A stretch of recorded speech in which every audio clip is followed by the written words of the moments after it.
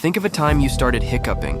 How long did it last? 5 minutes? 10 minutes? But what if it lasted 68 years? Charles Osborne hiccuped non-stop for a whopping 68 years. It started in 1922 and continued until 1990. Hiccuping 20 to 40 times a minute, Osborne learned to live with it. Even doctors couldn't fully explain the cause of this incredible condition. Hiccups occur when the diaphragm muscle contracts involuntarily and the vocal cords suddenly close. To get rid of hiccups, the simplest method is to lean forward and drink a glass of water while standing. Trust me, it works. Don't forget to try this trick the next time you hiccup.